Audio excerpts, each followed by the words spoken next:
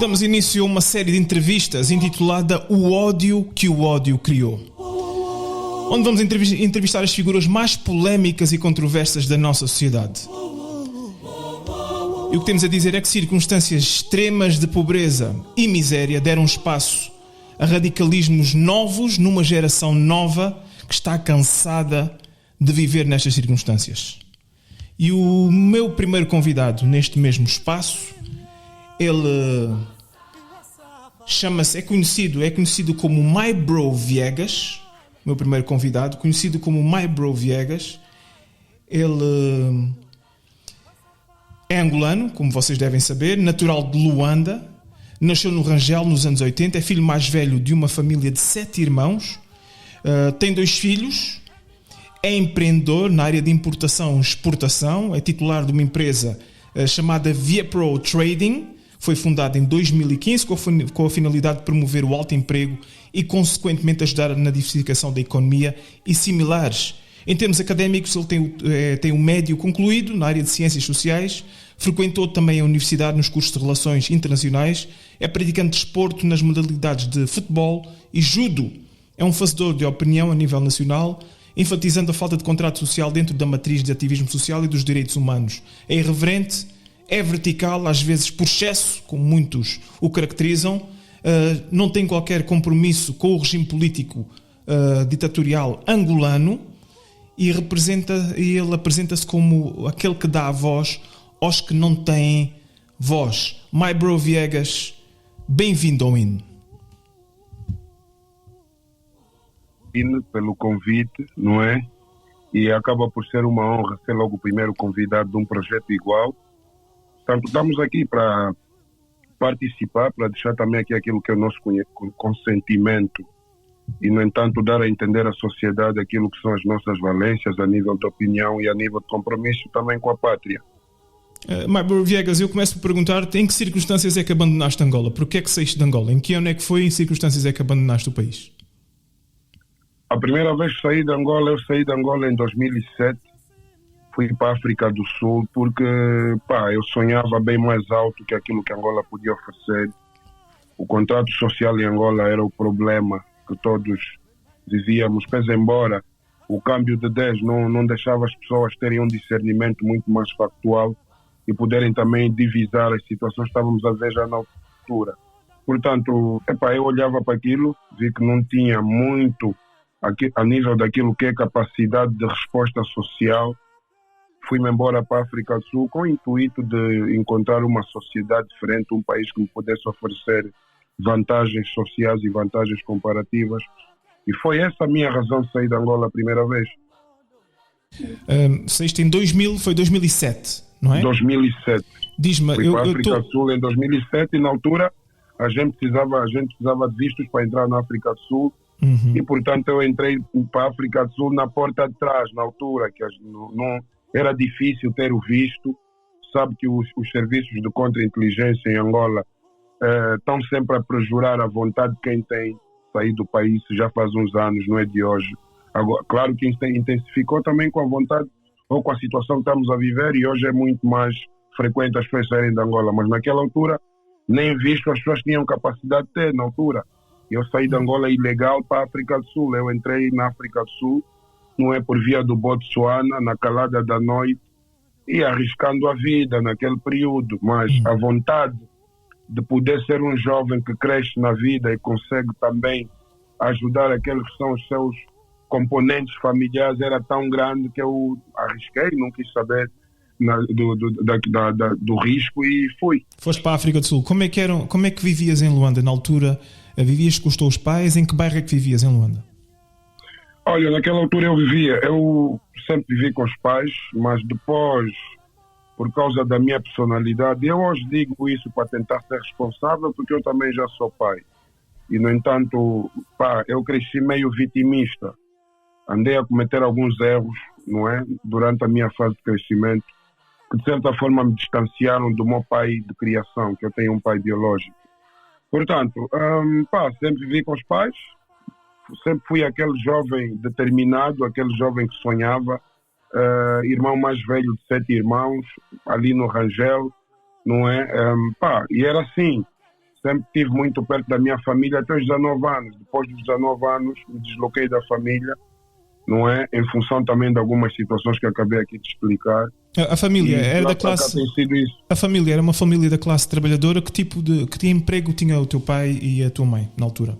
Olha, a minha mãe na altura trabalhava como secretária na Ecomed. Ecomed é uma empresa farmacêutica, ou seja, distribuição de medicamentos, que faz parte, na altura fazia parte do Ministério da Defesa, era uma empresa subordinada do Ministério da Defesa. Agora, o meu pai de criação é militar, é coronel das Forças Aéreas, das Forças Armadas Nacional, está alocado ali na Força Aérea Nacional. Portanto, o meu pai biológico é engenheiro, mas isso é uma coisa, é uma pessoa que eu conhecia há bem pouco tempo e, no entanto, não tenho muitos subsídios para colocar. Mas é isso. Quantos anos tinhas em 2007? Quantos anos tinhas em 2007?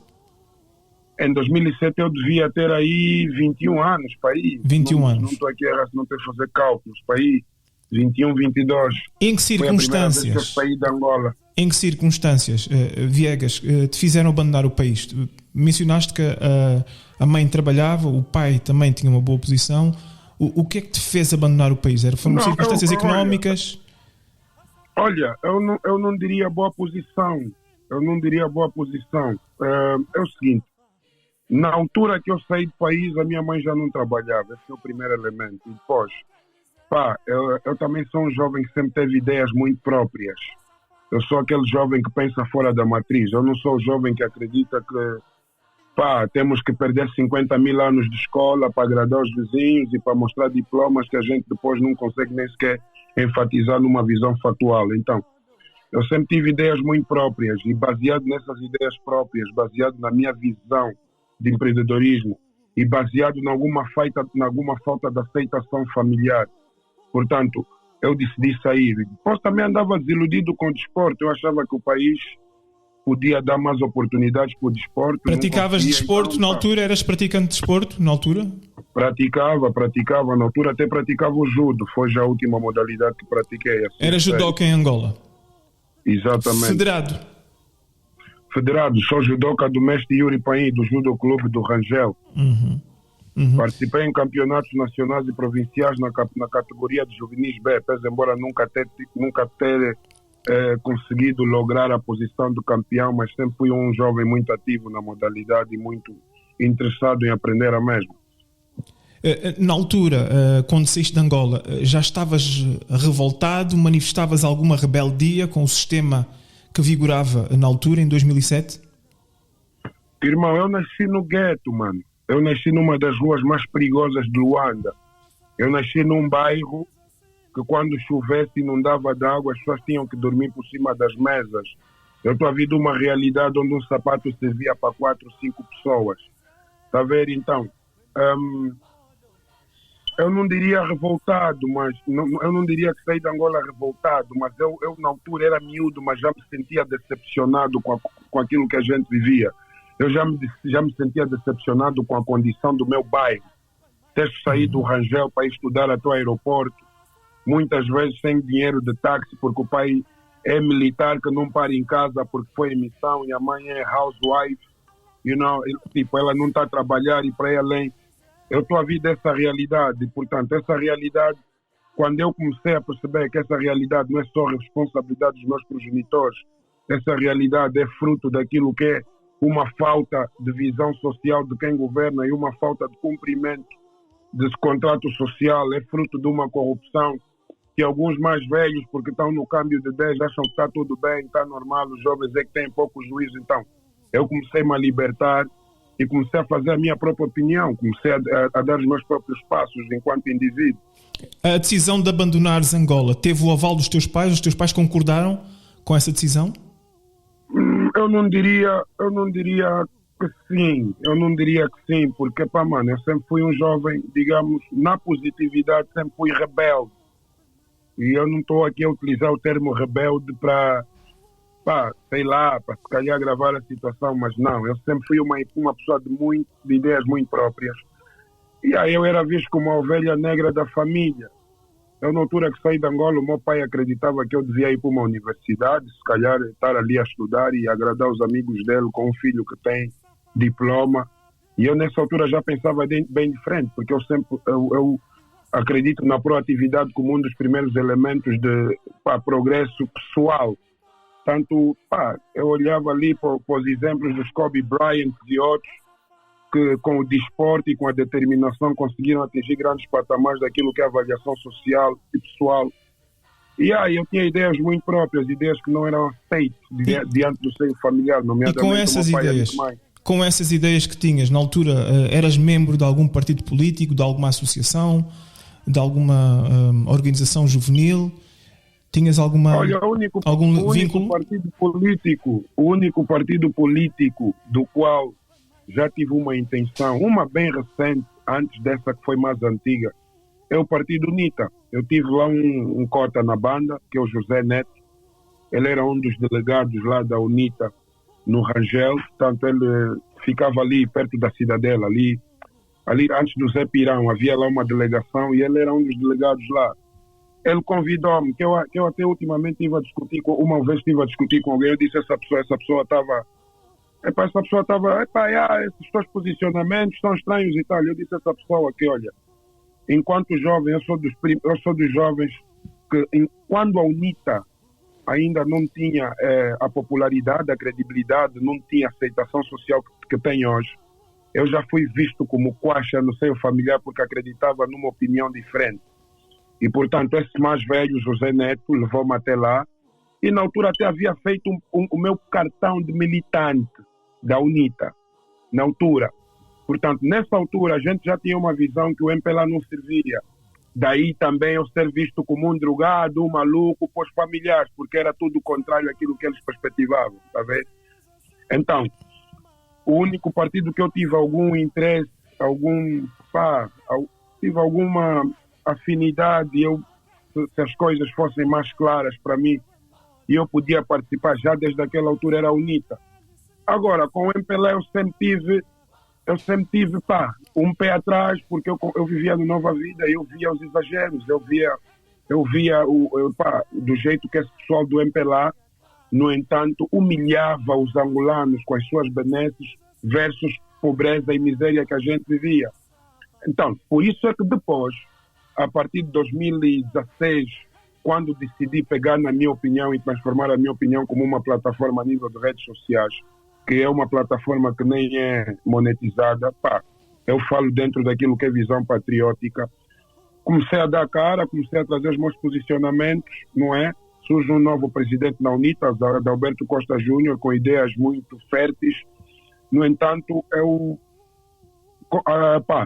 garanti às pessoas que se a UNITA precisasse de jovens como eu estava pronto para apoiar a UNITA.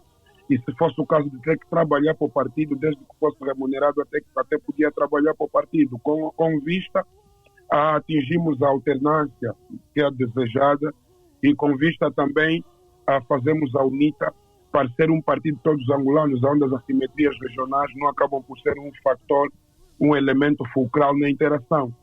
E fiz estes posicionamentos. Mas nunca se materializou, em termos concretos, nunca foste militante de nenhum partido? Nunca te chegaste nunca fui militante de nenhum partido. Tive essa vontade no passado de ser militante da UNITA. E eu acho que se irem lá vasculhar, eu devo ter um cartão aí do ano 2008. Eu até preciso falar com o mais velho José Neto, porque me faz aqui uma pergunta bem interessante. Mas, portanto, nunca tive assim ligado Nunca houve nenhuma ligação. Agora, eu queria compreender o nome Comandante Nsimbia Kossi. Porquê essa terminologia militar e porquê que a indumentária militar? Nós estamos em revolução. E, portanto, se olhar para os grandes ícones, não é, da revolução, quer a revolução musical, quer a revolução sociopolítica, são elementos que se revestem de uma indumentária que representa um militar, um soldado, e de vez em quando não é um soldado militarizado ou afeto a qualquer milícia ou para ir além. É um soldado que está revestido de um conceito de estar, de ser estar, do qual o coloca em alvorada em prontidão. Portanto, essas indumentárias acabam por ser um elemento de mensagem a nível subliminar. É para dizer, estamos prontos, somos o povo, temos uma razão, não temos as armas, mas estamos aqui de corpo e alma. Comandante Ancim Biancossi, por quê? Porque eu me revejo como um jovem que faz parte do exército da cidadania. Eu acredito que a cidadania devia ser vista como um exército. Portanto, com a intenção de incentivar e de moldar algumas mentes a se colocarem como militares e militantes da pátria, surge o nome Comandante Ancim Biancossi, não é? Como uma visão de alvorada para mim e uma visão de inspiração para outros. Comandante porque eu sou militar da cidadania, comandante porque acredito que tenho uma voz de certa forma determinante, comandante porque já tive situações das quais a minha vida teve em risco e saí dela como um bom soldado, comandante porque tenho milhares de jovens que acreditam em mim e, no entanto, deixaram de ser, de certa forma, predulares, desperdicentes ou até inconscientes em visão daquilo que são os meus comandos e visão de ideia, comandante porque somos o exército da cidadania. E sendo esse exército um exército que tem várias unidades, eu sou o comandante Ancim Biancossi, comandante da primeira região popular do exército da cidadania. E nesse exercício militar? Na verdade é uma visão muito própria, não é? No sentido de se apresentar diante de uma ditadura e dizer que tem vozes que não têm medo da ditadura, que só não são militares como os ditadores, mas podiam. No âmbito desse teu exercício e no âmbito da cidadania, tu mencionaste num dos teus áudios que já deste muito pela Revolução e contribuíste muito pela Revolução. Gostaria que me desse alguns exemplos desse teu contributo pela Revolução Angolana. Olha, eu quando falo contribuir para a Revolução Angolana, em Angola as pessoas colocam tudo dentro de uma matriz e fica tudo muito prescrito. Eu acho que defender não é daquele que não tem voz. Eu acho que a solidariedade é o que mais precisam.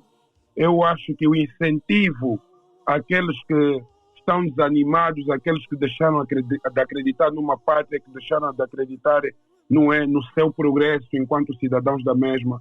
Eu acho que isso é um contributo muito relevante, mas, portanto, eu tenho sido muito mais factual. Já participei em manifestações muito importantes para Angola, como a destituição de Manico, como revisões constitucionais, e, não obstante a isso, já tive atitudes isoladas, que algumas até o regime transformou em atitudes de delinquência, mas eu estava pura e simplesmente a mostrar a um povo que eles podem, que eles têm voz e que ninguém se superioriza diante deles se eles fazerem o exercício que se impõe, que é o exercício das liberdades de expressão e as liberdades de ir e vir. Portanto, tem sido esse o meu contributo, e ir aí para as redes sociais e avaliar de forma vertical, porque as redes sociais também têm isso dos cortes, dos descontextualizar, da calúnia, e de vez em quando o meu nome fica ali no desuso e não muito bem apresentado em função desses elementos, ou da intolerância política que esse país vive. Em termos ideológicos, eu acredito que tem dado o meu contributo. Em termos ideológicos, onde é que situa o MyBro Viegas? Em termos ideológicos, eu me situo na força popular, eu me situo na subordinação de quem lidera, na subordinação de quem governa. Em termos ideológicos, eu me situo na unidade nacional. Em termos ideológicos, eu me situo contra qualquer assimetria regional. Em termos ideológicos, eu me situo na educação, que não tem investimento em Angola. Em termos ideológicos, eu me situo na falta de poder de compra, na diversidade, no poder de compra. Em termos ideológicos, eu me situo em coisas muito, digamos, para muitos superficial, porque em Angola nós temos o hábito de vir com intertantos e porquês e um monte de livros sem significados que é para determinar uma situação que eu é que estou a viver. Portanto, as minhas ideias é muito baseada naquilo que é o cotidiano do povo angolano, naquilo que é emergente, naquilo que é urgente. Eu não sou de esquerda nem de direita. Eu sou um indivíduo que acredita que a esquerda e a direita deviam ser patriotas e fazer melhor em prol da pátria e que vençam melhor. Essa é a minha visão ideológica. Portanto, mas ainda assim, ainda assim, eu sou dos que concorda que nós estamos a viver uma ditadura de 50 anos, eu sou dos que concorda que o MPLA teve a sua oportunidade, não é?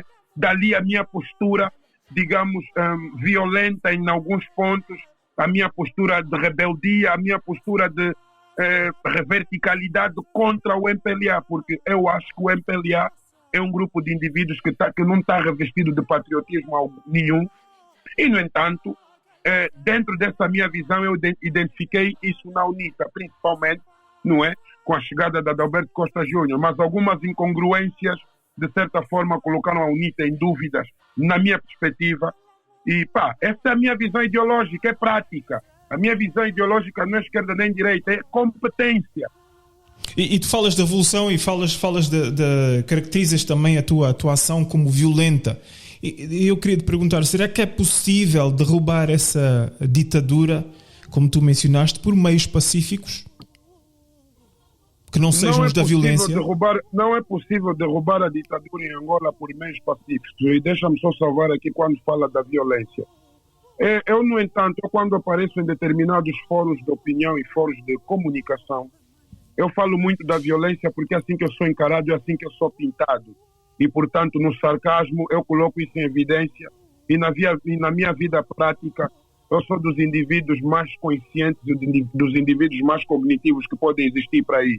Portanto, sou taxado dessa maneira, arruaceiro, violento, frustrado, drogado. Mas o discurso é baseado numa linguagem violenta, não só para... Não é baseado numa linguagem violenta, Cláudio Win, é baseado numa linguagem que os angolanos não estão habituados a ouvir. É baseado num medo de mudança que os angolanos têm. Está a perceber? Porque eu chamarem o João Lourenço de incompetente, eu não estou a ser violento. Esses e outros nomes. Júnior, na minha visão, foi covarde. Não estou a ser violento.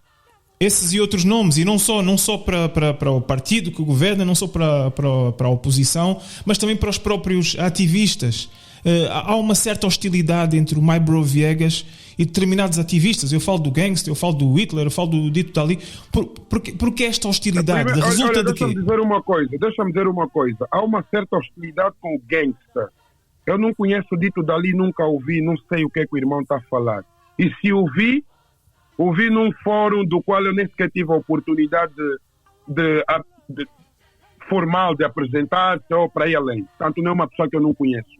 Quanto ao Hitler, é o indivíduo que eu tive uma ou outra discrepância já em função da tal situação com o gangster. Mas qual é a base dessas discrepâncias? Eu quero perceber, Maibro Viegas, eu quero perceber a base destas diferenças, destas hostilidades que existem entre o Maibro Viegas e outros ativistas. É uma base ideológica? É uma base de ação? É uma base de conduta? Qual é o fundamento para estas discrepâncias existirem? É um todo, é uma base ideológica, é uma base de ação, é uma base de comportamento, de honestidade e para ir além. Ora, uma coisa, Cláudio Wini, nós estávamos a fazer ativismo e quando digo nós, estamos a falar os angolanos, nós estamos a vir de um movimento que se chama Guetos, Tanzalas e Boalas, incentivados pelo movimento hip-hop. Nós estamos a ler livros de revolução já há muitos anos, nós estamos a ler Parábola dos Mestres já há muitos anos. Portanto, nós estamos a vir de um segmento da qual a gente sabe aonde é que está o problema.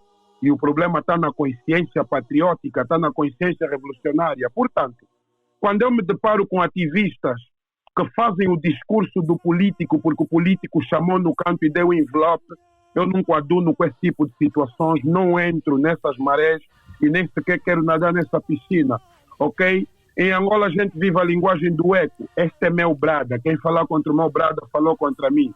É a situação do Hitler. A minha situação é com o Gangsta porque eu fiz uma crítica ao Gangsta. Isso foi em 2019. Ok? O Gangsta recebeu mal a crítica e, no entanto, definiu-me a mim como um inimigo e usa as redes sociais e usa alguma credibilidade que tem com redes sociais para desfazer o meu nome. Tanto é que 90% de todos esses escândalos que andaste aí a ouvir ou a ver sobre Nsimbi Ancoso ou Maibro Viegas não são escândalos do regime, são escândalos de um grupo de ativistas narcisistas, egocentristas indivíduos que são ratos que se escondem atrás de uma Estamos pedra, a falar de ativistas contra próprios ativistas. Tu tens uma certa maturidade política e tens consciência política, mas agora eu perguntar-te, My Bro Viegas, o facto de estarem a expor essas vossas diferenças em público, não achas que isso prejudica o bem maior, o objetivo maior, que é a mudança em Angola? O objetivo maior, na sua opinião, Cláudio? O objetivo maior é a queda da ditadura. Pelo que eu entendo, o derrubo da ditadura, pelo que eu entendo que é o vosso objetivo. Eu acho que esse é o teu objetivo, acho que é o objetivo do Hitler, eu acho que é o objetivo do gangster. Creio que esse é o vosso objetivo. Mas agora diz-me, porquê essas diferenças em público, My Bro Viegas? Porquê o My Bro Viegas a atacar o gangster, a atacar o Hitler, a atacar os outros ativistas? Como é que o público fica? É assim. Eu não gostaria de ser coagido pelas tuas perguntas e eu até vou dizer que estás a ser infeliz quando usas o termo atacar. Porque na maior parte das vezes que reagi em público, reagi, não agi. Isso é uma verdade que infelizmente o Cláudio Win não sabe porque está ligado aos ativistas em questão. Eu estou ligado de que forma? Estás tu a fazer acusações sem conhecimento de causa? Não estou a fazer acusações. Estás a fazer tentar ter uma ilação daquilo que é o seu ponto de vista ou daquilo que é a sua pergunta. Mas não, eu estou apenas aqui a fazer-te uma entrevista e quero obter resposta. Não. Isto é o que eu observo, é o que eu pesquiso, é o que eu vejo. Não tenho qualquer tipo de vínculo com essas pessoas que estamos daqui a falar. Não tenho qualquer tipo de vínculo. Por isso é que eu queria saber. Mas como observador, compreendo. Mas como observador, eu observo, sou angolano, avalio, eu questiono-me, mas estes nossos irmãos, que são líderes de opinião, cada um no seu segmento, mas estão a lutar entre eles porquê? É o quê? É uma luta de protagonismo? Agora perguntar-te, My Bro Viegas, é o quê? É busca de protagonismo? Querem liderar os ativistas? O que é? O que é que se passa? Eu lhe ia responder essa pergunta se não fizesse da entrevista um debate. Eu acho que não é debate. Isto não é debate. Pergunta, eu respondo, mas pronto. Não é debate. Estou mesmo a perguntar. Deixa-me só dizer. O que acontece é o seguinte. Quando a gente fala de ditadura, a gente não pode só olhar para aquele que está no poder. A gente tem que olhar para os pilares da ditadura. A gente tem que olhar para aqueles que dentro daquilo que é factual ou até subliminar ou com uma mão invisível também apoiam a ditadura. Vamos ser mais específicos. My Bro Viegas, quem são esses pilares que estás-me a dizer? Eu acredito que um ativista que fala na televisão do MPLA não é ativista. E se for ativista tem um compromisso inconfesso. Porque se o Adalberto não fala na televisão do MPLA, não tem respaldo, o ativista não deve ter.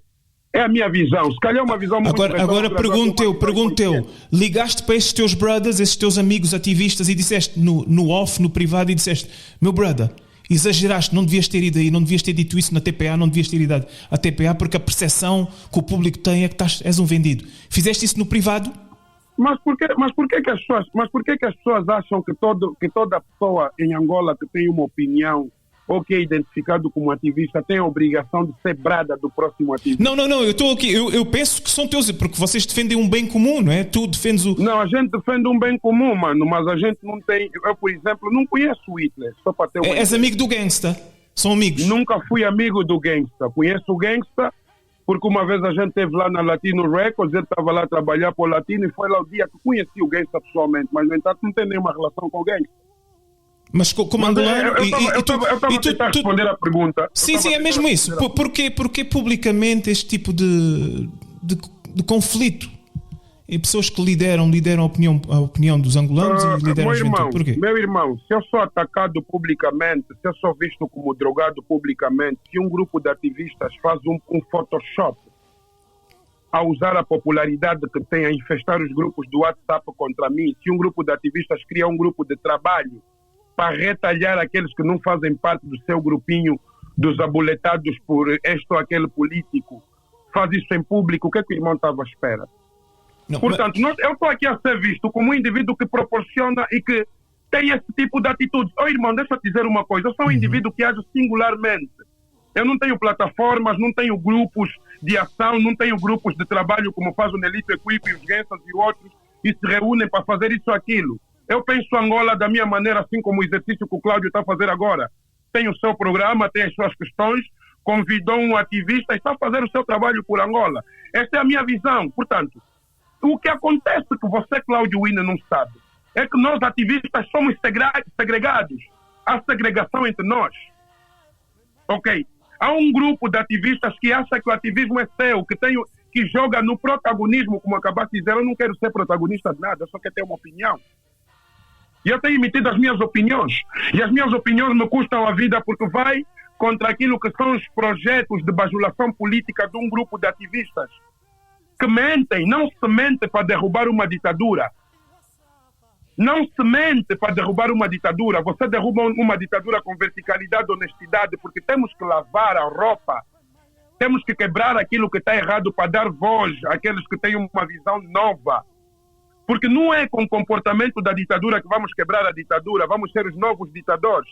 Portanto, o que acontece no ativismo de Angola é que é um grupo de esfomeados que decidiu ser narcisista e que alguns partidos na oposição, e até o próprio partido no poder, chama alguns irresponsáveis para fazer parte dessas jogadas políticas e das tais campanhas eleitorais. E é isso que traz o problema nos últimos tempos, é isso que traz a desunião.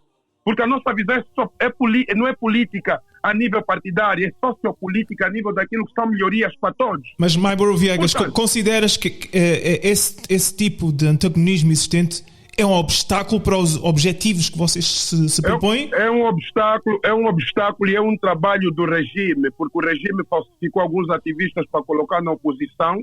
Ok, a oposição não sabe disso. A oposição tem muitos indivíduos que... Porque é o seguinte, é incompreensível ser um ativista que faz um post a caluniar, simplesmente porque ontem à tarde você criticou uma ação da Adalberto Costa Júnior.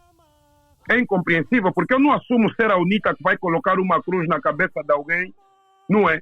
E dizer que, olha, amanhã tu vais morrer se continuas a criticar o ACJ. Eu não acredito que seja a UNITA que manda a gente fazer isso. São indivíduos que numa base de opinião não conseguem ombrear, não conseguem colocar os seus intentos à prova, ok, ou atingir os seus intentos. E, no entanto, perseguem os outros. Por quê? Porque este ou aquele partido o financiou para um determinado objetivo que ele não está a cumprir.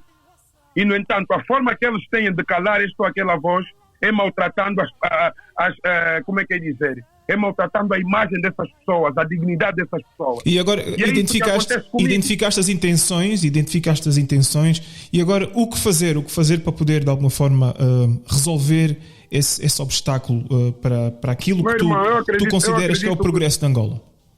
Nós temos que trazer um exercício aqui de desprivatização mental, mano. Nós temos que sair da matriz. Nós temos que parar de ler os livros que estes mais velhos leram. E nós temos que parar de falar política do jeito que os mais velhos querem e acham coerente. Nós temos que ser eloquentes, temos que ser irreverentes, temos que ter ideias muito próprias, temos que estar preparados para enfrentar os desafios que se impõem, que não são fáceis. O que acontece é que somos um grupo de covardes e covardolas que fala o que cuia na internet, que tem medo de dar o peito à bala. E quando digo peito à bala, não estou a falar de uma munição, estou a falar do sacrifício que se impõe para atingirmos um objetivo ou desidrato. Somos um grupo de sensacionalistas e borra-botas, estás a perceber?